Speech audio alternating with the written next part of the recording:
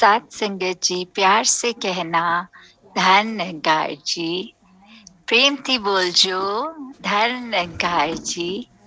आज गुजरात के जहाँ ये 3 ज़ोन्स मिलके ये सत्संग रूप इतना सुंदर सभी ने मन के भाव जहाँ बोले और कैसे इस निरंकार, इस परमपिता परमात्मा से ही अपनी लिव जोड़ने को कि हमें अपनी पहचान अगर सच में करनी है, तो उसके लिए ये ब्रह्म ज्ञान ये होना आवश्यक है।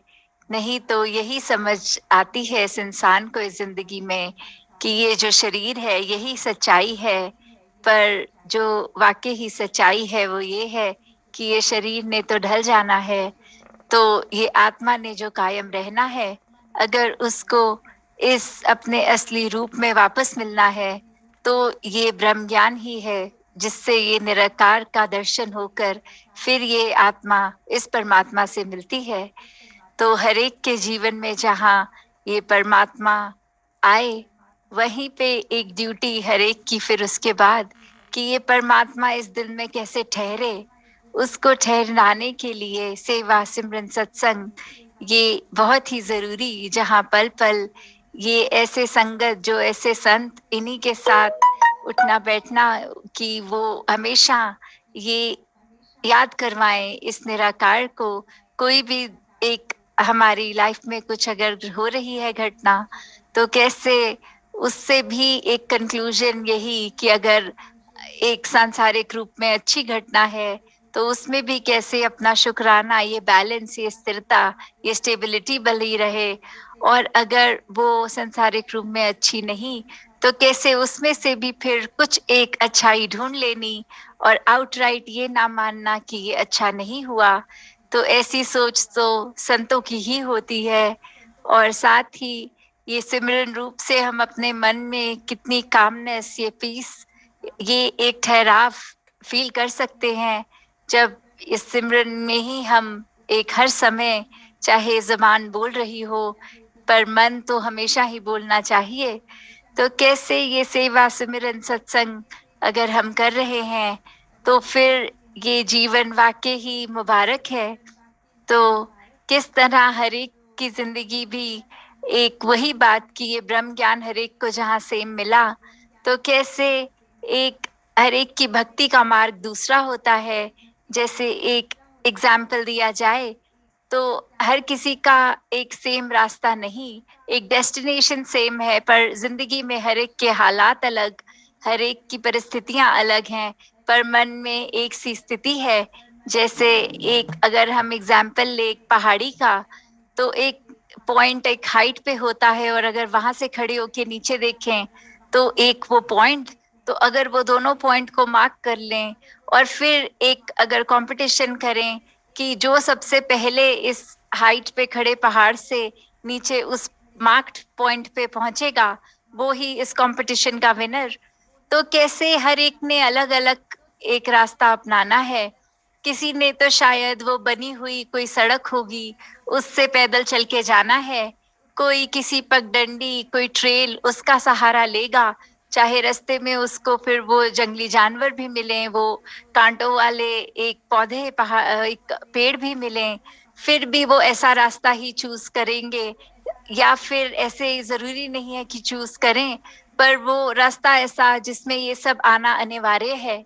और फिर हो सकता है कोई एक पैराग्लाइड करके सीधा एक उस तरह उड़ के एक पॉइंट ए से पॉइंट बी सीधा पहुँच जाएगा। तो बात वही कि एक की हो सकता है मेहनत ज़्यादा लगे, एक की बिल्कुल नहीं। एक को चल-चल के इतना घंटे लग जाएँ, दूसरा कुछ चंद मिनटों में ही पहुँच जाए। तो ऐसा ये क्या एक बात कि हम अगर अपने जीवन को ये ब्रह्म ज्ञान लेके अगर ये देखें कि मुक्ति ही अचीव करनी है, तो जीवन में कैसे भी रास्ते आ सकते हैं। हमें देखने में तो लगेगा कि एक की लाइफ तो बहुत स्मूथ, जैसे वो लास्ट में एग्ज़ाम्पल में किसी ने पैराग्लाइड किया तो कुछ मिनट में एक पॉइंट से दूसरे में उड़ के पहुँच गए। तो देखने में तो लगेगा कि ये कितनी स्मूथ राइड थी और जिसने पगडंडी वाला मार्ग चुना कि कैसे उसमें फिर वो जानवरों का भी एक सामना करना पड़ा, एक काँटे भी बहुत चुभे, एक बहुत इनकन्वीनियंस हुई। और वहीं पे शायद कोई जो कार कोई रास्ते पे चल रहा था, जिस बनी बनाई सड़क से पहुंच रहा था, उसने हो सकता है कोई गाड़ी से लिफ्ट लेके और उस तरह बहुत आराम से एक गर्मी के दिन में भी वो एसी कार में बैठ के आराम से अपने पॉइंट पे पहुंच रहा है। तो ऐसे हम कैसे एक बोल देते हैं कि उसकी लाइफ ज्यादा स्मूथ है, हमारी लाइफ में कठिनाई है।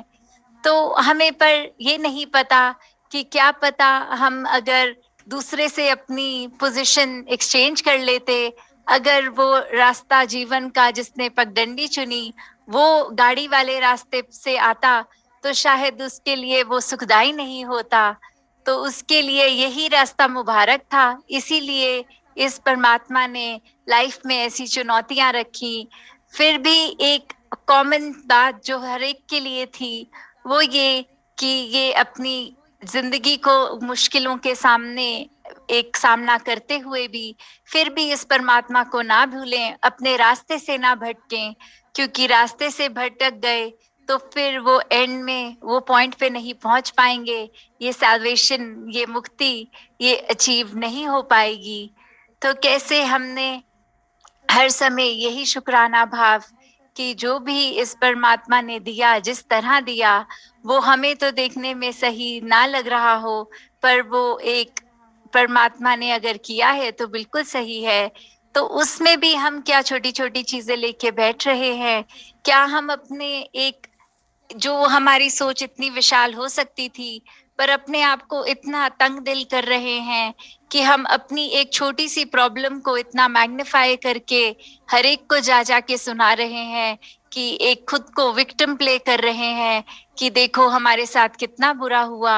और वहीं दूसरी ओर एक ऐसे उदाहरण भी देखने को मिलते हैं जहाँ किसी की लाइफ में इतने संघर्ष, इतने ज्यादा डिफिकल्ट लाइफ होती है, फिर भी उनके चेहरे पे एक सहजता, एक मुस्कुराहट, एक शुक्राना भाव कि हो सकता है परमात्मा ने इससे बुरी लाइफ एक लिखी हो, पर एक तरस खा के थोड़ा उस लाइफ को आसान कर दिया तो आज ये है। कोई महापुरुष ऐसे भी देखने को मिलते हैं कि शरीर के चाहे अंग नहीं हो तो भी वो अपने आप को एक पूरे रूप में, कि इसने भी अगर दातार ने कुछ एक अगर शरीर के रूप में कोई डिफेक्ट दिया, तो उसके बदले ये ब्रह्म ज्ञान भी अगर मिल रहा है तो ये घाटे का सौदा नहीं है।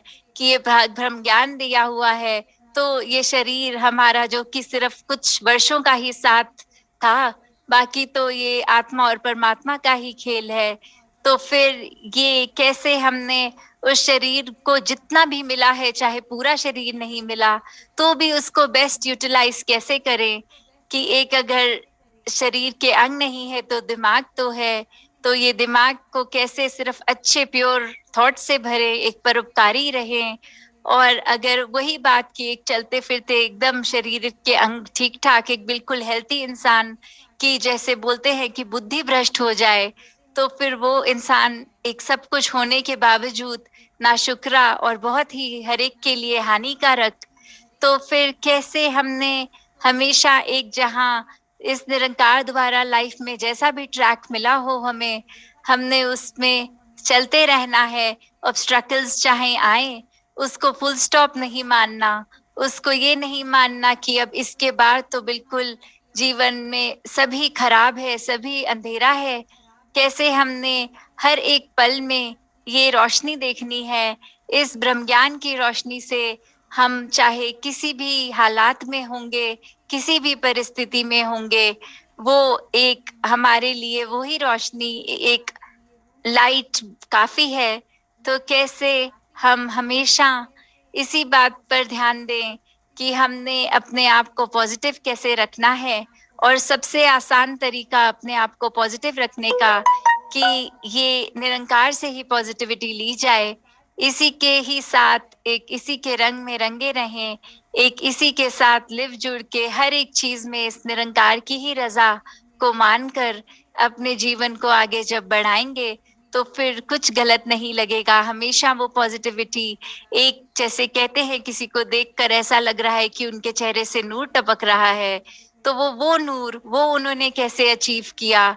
वो इसलिए कि छोटी छोटी बातों को एक अनदेखा करके एक छोटी छोटी बातों को इतना अपने दिल में तंग अपने आप को नहीं किया कि वो बात तो चाहे पल दो पल में खत्म हो गई, पर उसका वजन मन पे इतना लेके अपने आप को एक हमने इतनी स्ट्रेस में कितने टेंशन में डाल दिया कि वो घटना होके तो खत्म भी हो गई, पर हम कितना उसको अपने मन में लिंगर ऑन करते जा रहे हैं। वो इतना छोटी सी चीज को इतना बड़ा मैग्नीफाई करके बोझा बना के उसका वजन हम अपने मन पे लेके ये दिन रात उसी सोच में अपने आप को ढालते जा रहे हैं। तो फिर जब सब कुछ भी है, ये एक छोटी सी चीज की तंगी एक दिमाग को जो तंग कर रही है, तो फिर उतना होने को भी हम ऐसे मान लेते हैं कि बहुत ही कुछ खराब हो गया है। तो कैसे हर स्थिति से एक बाउंस बैक करने का तरीका फिर यही निराकार, कि इसी के ऊपर आधारित जब हम होंगे, ऐसे कोई पॉजिटिव बात करने के लिए आसपास हों और एक खुद भी अगर कोशिश करके इस निरंकार को याद करें जब भी, तो किसी तरह की भी नेगेटिविटी से हम उठ सकते हैं। एक चाहे वो मन की हो, एक चाहे माहौल की हो। एक माहौल की भी जब बात करें, तो अगर पता है कोई व्यक्ति सिर्फ और सिर्फ नेगेटिव बात ही करता है, तो कैसे अपने आप को अगर तो उस व्यक्ति को हम समझा सकें कि उसकी नेगेटिविटी को पॉजिटिव, तो मुबारक। पर अगर कुछ एक स्टेज ऐसी आ जाती है जब अगले ने समझना बंद कर देना होता है, फिर कितनी भी अच्छी बातें उसको समझाएं, उसके कान पे पर्दा है, वो नहीं सुनता या सुनता भी है तो समझ के इम्प्लीमेंट नहीं करता। तो फिर ऐसे व्यक्ति से फिर कट ऑफ करके फिर अपने आप को ऐसे पॉजिटिव एक सत्संग में ही रखें, ऐसे संतों का ही संग करें जो फिर पॉजिटिविटी ही बख्शें। क्योंकि एक अगर हम खुद अपने आप में उतने स्ट्रेंथ निरंकार ने दी है कि एक खुद एक पॉजिटिव इंसान कहलाएं, तो हर एक पॉजिटिव इंसान का फिर एक स्वभाव ही बन जाता है इस पॉजिटिविटी को फैलाना। तो ऐसे कोशिश हमेशा जारी रहे कि हर एक की जिंदगी से कुछ भी हो सके, जितना भी हो सके, उनकी जिंदगी में हम कुछ आराम पहुंचा पाए, कुछ सहूलत दे पाए, कुछ कंफर्ट प्रदान कर सकें। और अगर कोई उसके बाद कंफर्ट लेने के बाद एक हमारा शुक्रिया कर रहा है, नहीं कर रहा, कोई हमें अगर उसके सिले में कुछ दर्द दे रहा है, तो फिर एक हमने अपने मन को किस तरह मजबूत करना है। इसी निरंकार के आश्रय वो मन भी मजबूत होगा कि जब हम कम फातमा ही कर रहा था तो हमने कुछ किया नहीं, तो दूसरे ने हमारा शुक्राना नहीं भी किया, उस चीज का फिर हम बुरा नहीं मानेंगे। तो दासी की नजर घड़ी पे जा रही है और समय और आगे इजाजत नहीं दे रहा। इन्हीं चंद शब्दों से दासी आज्ञा लेगी। साथ संगत जी, धन्यकार जी। धन्यकार जी। रूहानी गीत विचार इस चैनल को लाइक करें, सब्सक्राइब करें और शेयर करो जी। धन्यकार जी।